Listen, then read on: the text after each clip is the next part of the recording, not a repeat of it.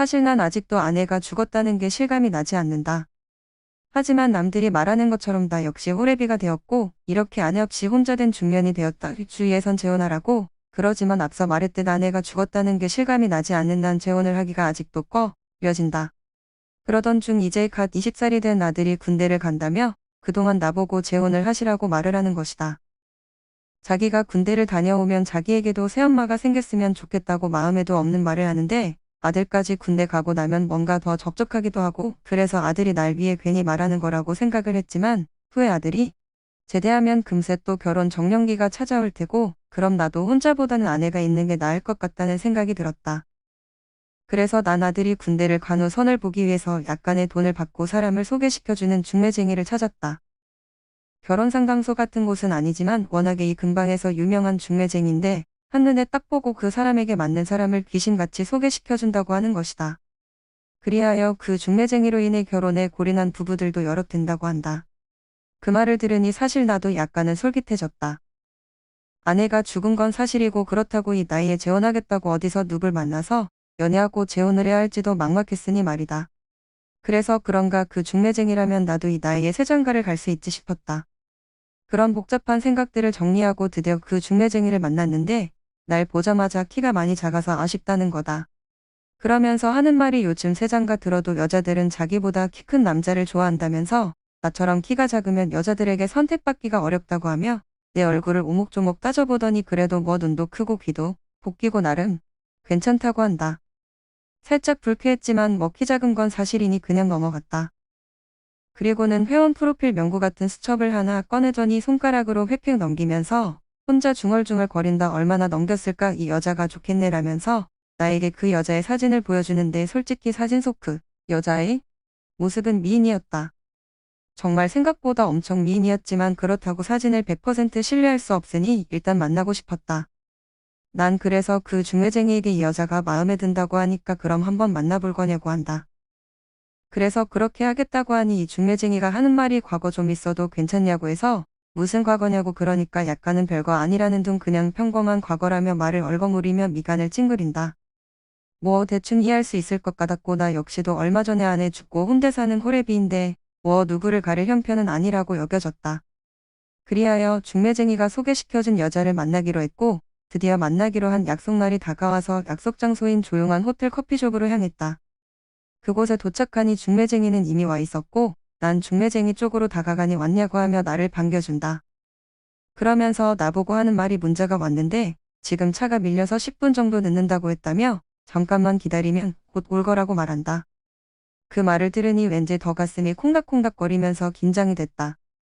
중매쟁이는 나에게 여자 참 괜찮으니까 놓치지 말고 잘해보라며 이 세상 어디에도 저런 여자 없다고 말한다. 그 말을 들으니 정말 벌써부터 기대감이 들었고 만나기도 전에 이 여자를 정말 놓치면 안 될 것 같은 생각이 들었다. 드디어 호텔 커피숍 문이 열리고 누군가 문을 열고 쓱 들어온다. 긴 생머리를 한 40대 후반의 단아한 여자의 모습이다. 난 긴장이 됐다.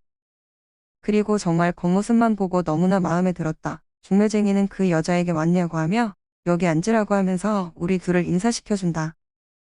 그리고 앞서 서로에게 말했다시피 대충 서로에 대해 조금씩은 알지만 그래도 자세히는 모르지 않냐며 오늘 처음 보는 자리인 만큼 서로에게 좋은 인연으로 발전해 나갔으면 좋겠다고 하면서 자기는 이쯤에서 나가본다며 좋은 시간들 보내라고 하는 것이다. 그렇게 하여 중매쟁이는 나갔고 여자와 나 단둘이 남았다. 여자는 정말 단아함 그 자체였다. 그리고 말수도 적어 보이고 수줍음도 있고 나 또 많이 가리는 건지 내가 말을 시키지 않는 한 말을 잘 하지 않았다.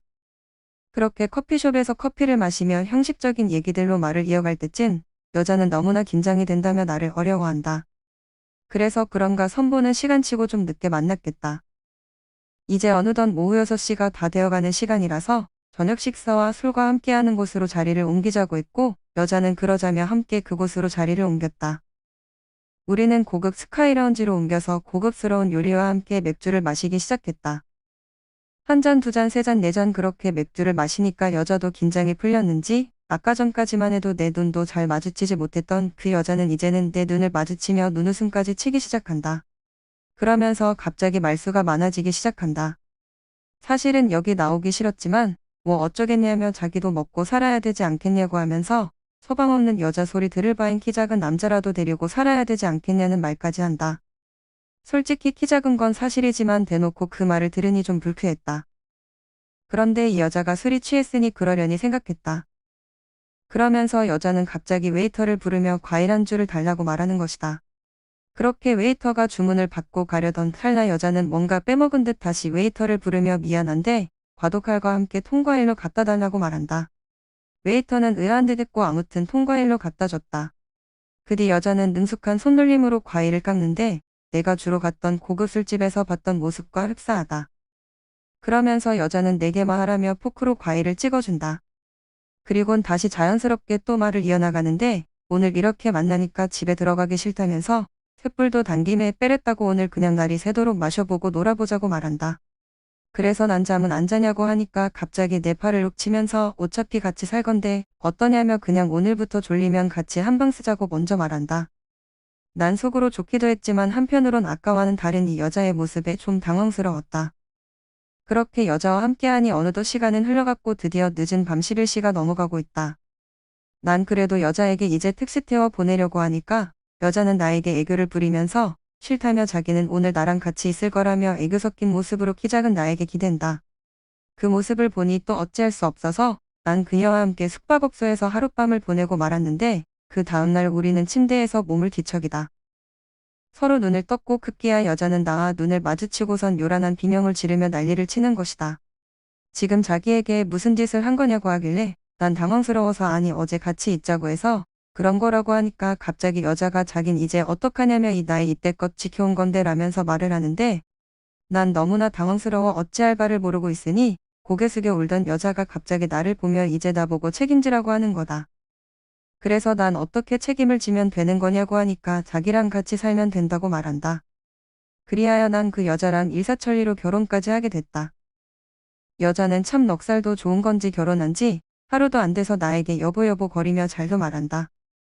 그러면서 갑자기 내 무릎 위에 앉는 등 별의별 행동을 다 보이는 것은 물론 저번에 봤던 모습과는 달리 왜 이렇게 치렁치렁한 액세서리를 집안에서도 많이 하는지 단아한 모습은 찾아볼 수 없고 그냥 산티가 줄줄 흐르는 모습이 보이기 시작한다. 하루는 그녀에게서 핸드폰이 와서 그녀가 받았는데 여자가 하는 말이 언니 요새 장사 잘 되냐며 자기가 가서 매상 올려줘야 하는데 언니도 알다시피 나 지금 시집간 상태 아니냐며 아쉽다고 한다.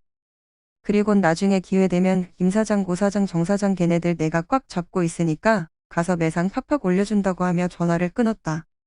난 이상하여 대체 누구랑 통화를 한 거냐고 물으니까 가게 하는 언니인데 요새 매상이 통 안 나와서 걱정이라고 하는 거다. 그래서 난 무슨 가게를 운영하는 거냐고 물으니 별 대수롭지 않은 듯 조그만 물장사 한다고 하면서 그러지 않아도 자기가 한때 거기서 날렸는데 당신도 알다시피 내가 여보야랑 결혼했으니 이제 그곳에서 일도 못하지 않겠냐는 거다. 그리고는 여자는 별 대수롭지 않다는 듯 아니 집에 왜 이렇게 술이 없냐며 양주 좀 사다 놔야겠다고 말하길래 집에 와인 많다고 하니까 자신은 와인은 안 마신다며 위스키 좀 사다 놔야겠다고 한다. 그 말을 들으니 이 여자 뭔가 싶었다. 그리고 모든 상황이 주마등처럼 지나갔다. 중매쟁이가 했던 과거가 좀 있다는 말도 그렇고 그리고 처음 성 보러 나올 때 단아한 척하다가 술 한잔 마시니 금세 본성 나오던 것도 그렇고 왠지 모르게 내가 이 여자에게 당한 건가 싶었다. 그렇지만 뭐 사는 건 나쁘지 않았다. 그러던 중 군대 간 아들이 첫 휴가를 나왔다. 아들은 자기가 없던 사이 새엄마가 집에 들어온 걸 보고 한편으론 놀랐지만 그래도 새엄마에게 정중히 인사를 한다.